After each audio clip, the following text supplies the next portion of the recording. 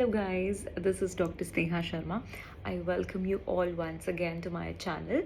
और आज हम पढ़ने वाले हैं about memory, the types of memory जैसे हमने कल बात करी थी sensory, short term and long term. So let's start the second class of psychology. Okay, so as you can see here, there are 3 memory systems. अब वो कैसे कैसे एक के बाद एक चलते जाते हैं. सो देखो, पहले कोई सेंसरी इवेंट हुआ. I guess you can see this in the picture.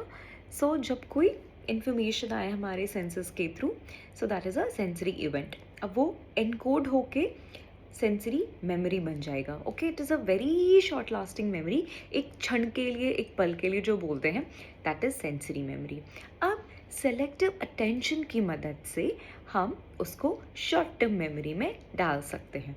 अब अगर ये शॉर्ट टर्म मेमोरी को हमने रिहर्स किया, बार बार उस चीज़ को याद करने की कोशिश करी, सो ये मेंटेनेंस रिहर्सल की मदद से हम उसको कंसोलिडेट करते हैं into long term memory. But अगर हमने रिहर्स नहीं किया, अगर हमने उस मेमोरी के बारे में नहीं सोचा, so it gets lost in about 15 to 30 seconds.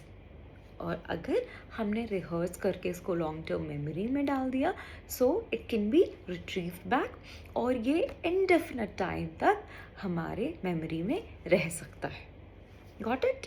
Now शुरू करते हैं the sensory memory. So sensory memory, it's the first system in the process of memory, the point at which information enters the nervous system through the sensory system, eyes, ears and so on. Okay, so जब कोई raw information हमारे पास आ रहा है, like just imagine कि हम चलते जा रहे हैं रोड पे और हम जो जो देख रहे हैं ना, so that information that is coming to us, that is a sensory memory. अब जब तक हम उस पर अटेंशन नहीं देंगे, so that will not become a short term memory. So whatever information you are getting, whatever information your senses are getting, so that becomes a sensory memory. अब sensory memory भी दो तरह के होते हैं. एक होता है आइकॉनिक सेंसरी मेमोरी एंड एक होता है what this is something called as auditory or echoic sensory memory. So iconic, आई से याद रख सकते हो आप iconic. So whatever you see, the visual sensory system जो मेमोरी बनाता है, so that is called iconic memory. You can see here, so the visual sensory system is often called iconic memory and it only lasts for a fraction of second. So ऐसा कहा जाता है कि 1/4 of a second के लिए this iconic memory lasts. Okay, अभी दूसरा है this echoic sensory memory. So this is the brief memory of something a person has heard. जो हम सुनते हैं, that is a echoic memory.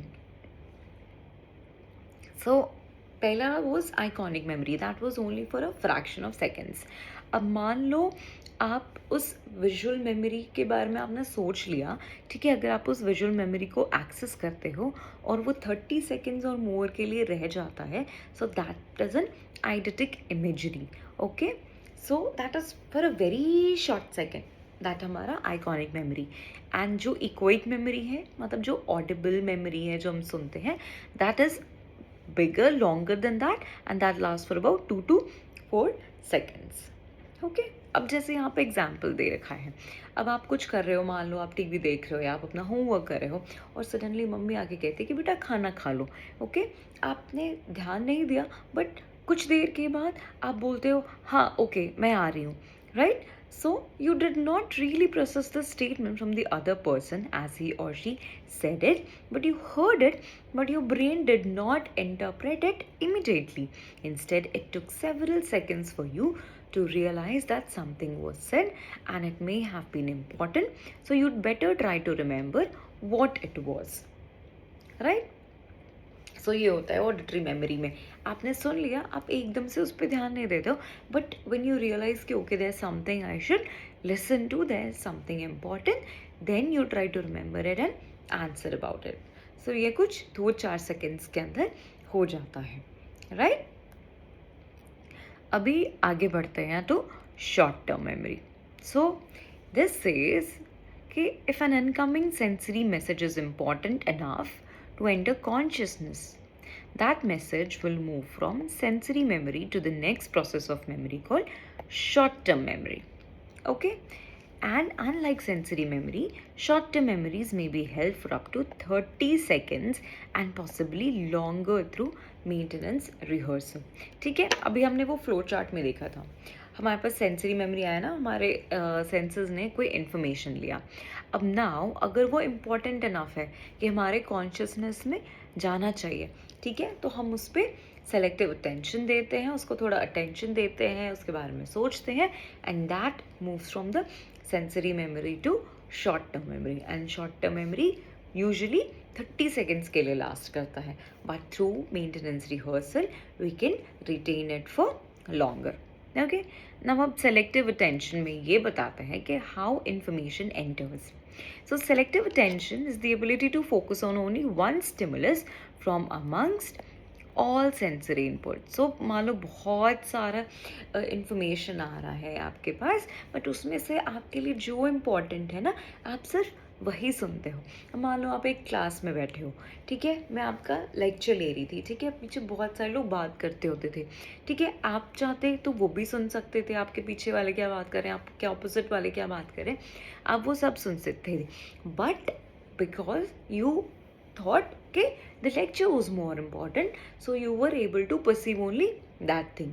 ठीक है, so the selective attention यहाँ पे लिखा है, it's like a bottleneck, okay, that occurs between the processes of sensory memory and short term memory. So only a stimulus that is important enough, determined by a kind of pre-analysis accomplished by the attention centers in the brain stem, will make it past the bottleneck to be consciously analyzed for meaning in STM. ठीक है, तो एक bottleneck जैसा है, ठीक है, चाहे जो कुछ भी आ रहा है सेंसरी मेमोरी से, बट जो उसको इम्पॉर्टेंट इनफ लगता है वो सिर्फ उन इंफॉर्मेशंस को नीचे जाने देता है ताकि वो आपके शॉर्ट टर्म मेमोरी में जाके रहे. द इंटरप्शन, बट या we were talking about short term memory. अब शॉर्ट टर्म मेमोरी में ही we have something called as working memory. So people use it interchangeably, मतलब कभी इसको वर्किंग मेमोरी कहते हैं, कभी शॉर्ट टर्म मेमोरी कहते हैं, but working memory is a part of short term memory. ठीक है, सो वर्किंग मेमोरी ऐसे समझ लो कि जब आपको उस मेमोरी को यूज़ करना हो, उसको काम में लाना हो, so then it becomes working memory. तो इसमें विजुअल इनपुट्स और ऑडिटरी इनपुट्स को एक साथ मिला के एनालाइज करके उसको एग्जीक्यूट किया जाता है. ठीक है, so that is working memory. उसके बाद साइंटिस्ट ने दिया कि there is a capacity of your short term memory, कि आप किसी चीज़ मतलब मैक्सिमम कैपेसिटी क्या है आपके ब्रेन की. सो उन्होंने एक मैजिक नंबर बताया 7. सो 7 ± 2 यानी आप 5 से लेके 9 डिजिट्स तक you can remember anything for a short term. ठीक है, बट एक तरीका है जिससे आप अपनी मेमोरी को, आप अपने ब्रेन को फूल कर सकते हो to remember longer number of digits, और वो तरीका होता है चंकिंग. सो लाइक हम जैसे कोई फ़ोन नंबर याद करते हैं, राइट, तो फ़ोन नंबर याद करने के लिए we chunk it into smaller groups, है ना, पहले शुरू के 3 नंबर, फिर बाद के 3 नंबर, फिर आगे उसके बाद के 3 नंबर, फिर 2 नंबर, ऐसे करके हम उनके चंक्स बना के याद कर सकते हैं चीज़ों को. ठीक है, that is what is called as chunking, and that's how you can remember more than your brain की capacity. अब short term को short term क्यों कहते हैं? Because it lasts only for 12 to 30 seconds without rehearsal, and after that the memory seems to rapidly decay or disappear. ठीक है, अभी there is a thing called as maintenance rehearsal. सो अगर आप किसी चीज़ को लंबे समय तक याद करना चाहते हो, so you do what, you rehearse it. Okay, you simply continue to pay attention to the information to be held in memory, so that वो आपके शॉर्ट टर्म मेमोरी में रहे और ज़्यादा देर तक रहे. ठीक है, so that is maintenance rehearsal. अभी आता है long term memory. So third stage of memory is long term memory, and this is said to be relatively permanent. Okay, so it is a relatively permanent physical change in the brain itself जब कोई memory form होती है, ठीक है. So because we can not say कि वो long term memory हमारे को कितने दिन तक याद रहेगी. लाइक फॉर एग्जाम्पल, आप अपना बर्थडे है ना, आप कभी नहीं भूलते, है ना. उसी तरह से जैसे साइकिल चलाना, अगर आपको साइकिल चलाना आता है तो ज़िंदगी भर, अगर स्विमिंग करना आता है तो आप हमेशा याद रखते हो. So there is no limit to long term memory. अब लॉन्ग टर्म मेमोरी जो होती है ना, वो दो तरह की होती है. एक declarative memory and non-declarative memory. So I'll show you this chart. Wait, yeah. So long-term memory can be declarative or explicit memory, and non-declarative or implicit memory. And declarative memory के दो types होते हैं, episodic memory and semantic memory. So this is a very important chart, guys. You need to remember this. So types of long-term information. So जो memory for skills होती है, that is non-declarative or implicit memory, because the skills have to be demonstrated and not reported. You do not report it, you not declare it, but you perform it. Okay, so that is non-declarative or implicit memory. Whereas memory for facts is called declarative memory or explicit memory, because facts are things that are known and can be declared. You can state it. Okay, so that is declarative or explicit memory. Right. So non declarative में क्या क्या आ गए, जैसे memory for skills, memory for procedures, habits, and all the conditioned responses. So these are not conscious but are implied to exist because they affect conscious behavior.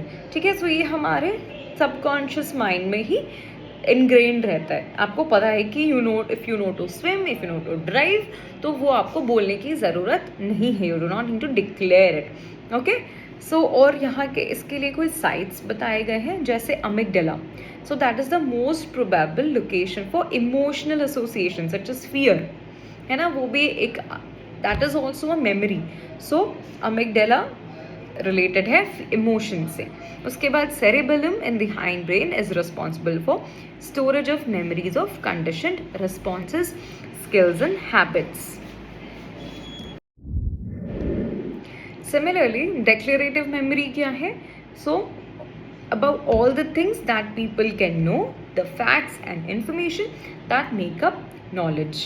ठीक है. So people know things such as names of the planets in the solar system, that adding 2 plus 2 is 4, noun is the name of a person, thing or place. So all these are declarative memory, means facts or knowledge. So एक type of declarative memory है general knowledge, that anyone has the ability to know. Okay, and most of this information is what is learned in school or by reading, जो आप पढ़ के या सीख के याद करते हो, such as general knowledge. That is हमारा semantic memory. Okay, the word semantic refers to meaning. So this kind of knowledge is the awareness of meaning of words, concepts and terms, as well as names of object, math skills and so on. Right? Abhi, other kind of factual memory is the personal knowledge that each person has of his or her daily life and personal history, a kind of autobiographical memory. So एक memory हो गई general knowledge and facts, जो आप school में सीखते हो, पढ़ते हो, right? और एक memory है about your personal knowledge that person has or his of a daily life, या उनकी autobiography. Okay, so memories of what has happened to people each day, birthdays, anniversaries, कोई childhood events and so on, and these are called as episodic memories because they represent episodes from their lives. And unlike non-declarative memory, that was implicit memory and semantic long-term memory, यानी वो facts वाले memories, episodic memories tend to be updated and revised more or less constantly. So ये आपको revise करना पड़ता है याद रखने के लिए, right? So you can probably remember what you had for breakfast today, but what you had for breakfast 2 years ago on this date is most likely a mystery. So episodic memories that are especially meaningful, such as memory of the first day of school or your first date, are more likely to be kept in the long term memory, okay, so जिनसे कोई meaning attached है, जो आपके लिए कोई significance रखते हैं, they tend to get stored in your memory and you're able to retrieve it more likely. ठीक है?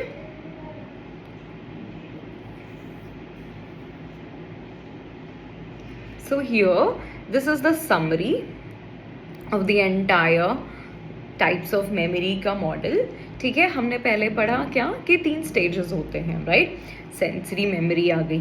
ठीक है, sensory memory which usually last for less than 1 to 4 seconds. अब इसमें 2 तरह के होते हैं. आइकॉनिक, आई से हमने याद रखना है विजुअल, एंड एको साउंड का होता है, so that is auditory. So iconic memory जो है वो फ्रैक्शन ऑफ सेकेंड के लिए होती है, एंड इकोइक मेमोरी जो होती है वो अप टू 4 सेकेंड्स के लिए.